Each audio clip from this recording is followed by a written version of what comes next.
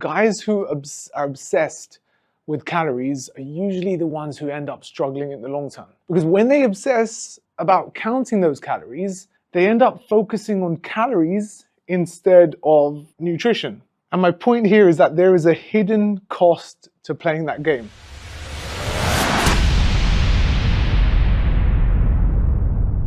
Most guys who lift weights end up facing the same challenge at some point along their journey. They go all in on this mission to build muscle, but then over time, they end up accumulating a lot of fat, which ends up basically overshadowing the muscle that they work so hard to build in the first place. So what happens? They end up diving headfirst into this world of counting calories, right? Which, by the laws of science, sounds like something that you should do. And in essence, in most cases, yes, you consume less calories than what your body's using, and it should put you into a calorie deficit to lose weight. But in the grand scheme of things, in my experience, like the guys who are obsessed with calories are usually the ones who end up struggling in the long term. Because when they obsess about counting those calories, they end up focusing on calories instead of nutrition. And my point here is that there is a hidden cost to playing that game, one that most guys don't understand. Because when you obsess over calories in place of nutrition, you might win the battle for a month, maybe a couple of months, maybe even a year, but you'll always lose the war. Whereas on the flip side, if you obsess about eating real food, food that comes from single source ingredients, then the calories end up just kind of taking care of themselves. Now, I'm not saying this happens in all instances, right? Because I know there is going to be some chubby troll who says you can't manage something without tracking it. And I get it, and I normally agree. But when you end up obsessing over calories so much, it ends up pulling you away from the broader need to think about what you're actually eating. Now, in reality, if most people are honest, that choice of eating good nutritional food is one that most guys want to avoid at all costs, because they'd rather keep the options open for having the processed crap and binge eating within their diets. And what makes matters worse is that every personal trainer out there is telling them that it's possible to get lean and stay muscular if you just track your calories and eat your protein. And so that whole cycle, right, it leads them to being hardwired forever in finding a hack around the need to eat real food. Because nobody really wants to think about that opportunity cost, right? What is it? It's what you could be achieving by eating real food. They won't try it because most of the time, it's such a monumental shift in behavior to what we're all used to eating. And I promise you, take it from a guy who's been there time and time again. The guys who obsess about counting calories are usually the ones that have the poor nutritional intake. They like to eat crap. But the guys who think about nutrition as a prerequisite before counting calories, those are usually the ones who coincidentally master it and get the right number of calories. And so my point is that it's not a coincidence. It's just making good choices at the core, which has a ripple effect on everything else.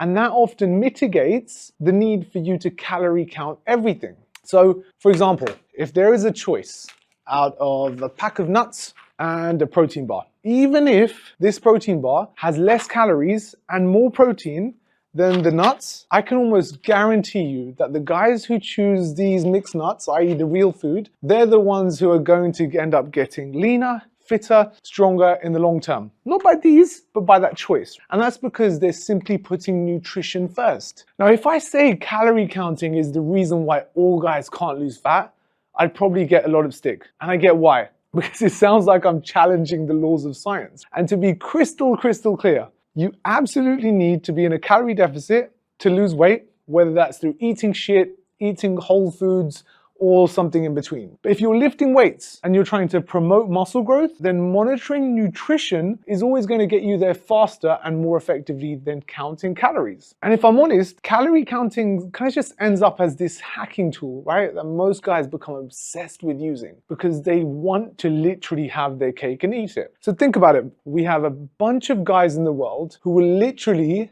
use the calorie logic to justify whatever they want to eat. Because somehow, in the moment, they're going to make the maths work. And so I'll tie this into a term used by a guy called David Goggins, right? Most people know him, love him. Navy SEAL, motivational speaker and author. He often refers to something called the bitch voice. Now, I know that doesn't sound like the most eloquent way of saying something, but it basically refers to the voice that creeps in your head to justify your own bullshit to you in a way that is certain to convince you to do the opposite of what you basically need to do. And you know who loves the idea of counting calories? That same voice. Because counting calories gives that voice the perfect platform for you to start negotiating with yourself. And that's a battle you will always lose. Because when the donuts come out, or the chips come out, or the cakes come out, that's the voice that's going to come in to rationalize your choice with a calorie equation that is supposedly going to justify it and conveniently, right? Now the problem is once you get used to that, it's addictive, I promise you. It's almost impossible to stop it from happening again and again, especially when you're salivating and you're hungry at the junk food. And believe me, I know this because I've tried it myself. Every year I grappled with this bullshit of trying to lose fat and build muscle through calorie counting and having protein, when instead I just needed to stop eating bullshit foods with so many empty calories. So when you tell someone to stick to a calorie limit, it's kind of like saying you can spend your money on whatever you want as long as you stay within your budget. Like, what do you think most people are going to do? Most people will spend their money on bullshit because we're telling them to just stick to the budget. And that's exactly what an overemphasis on calories does. It's like giving someone this gold star for sticking to that budget, even though they spent it on booze, drugs, and gambling every single day. Now that might sound like good fun, but so does the idea of eating pizza, kebabs, and protein cookies to maintain a calorie deficit. Now on the other hand, imagine someone else sticks to the budget, right, that you give them. And they spend it on things that's actually useful to them. Technically, they both have done what you've asked them to do, but the person who's generated value out of their budget, they're winning, and the other person has nothing to show for it. So at the end of the day, it simply comes down to two things, right? Creating a calorie deficit and the nutritional value of food. Both of those are necessary, but the nutrition piece is the non-negotiable prerequisite to a calorie deficit. And the problem is somehow, in an effort to keep bullshit foods flowing, the food industry completely exploits the calorie angle because they can't say, this is good for you. But I tell you what they can say, this is only X number of calories. So let's run with an example, right? Let's take two guys. Both have exactly the same metabolism and body composition. You've got Bob and you've got Joe. Now, both are given a 2,000 calorie limit per day in their allowance, right? Bob smashes it. He hits 1,500, right? Which is 500 calories in a deficit.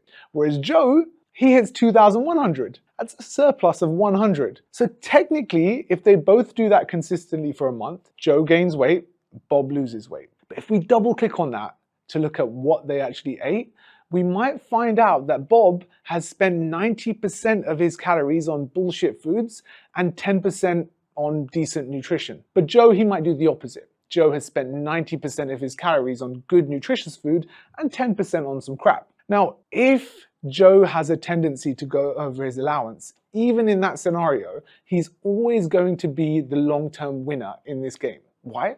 Because Joe has mastered the tough bit, right?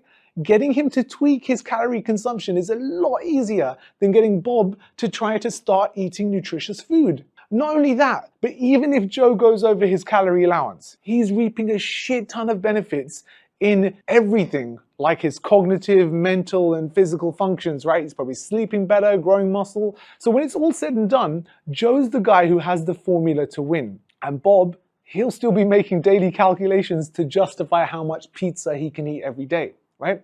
So getting Bob to change his habits is like asking someone to go from driving an automatic car to a manual, right? They're basically starting the process from scratch. Whereas if you ask someone to go from driving a manual to an automatic, if you've done that in the past, you'll know it's a walk in the park. And that's why if you obsess over calories in place of nutrition, you're overlooking one of the most fundamental parts of body transformation. Whereas if you obsess over the type of food you're eating, you can easily tweak the amount to bring it back into your calorie allowance. So in short, what I'm saying is focus on eating foods that were meant for humans to eat as a prerequisite before you count your calories. That's job 1A.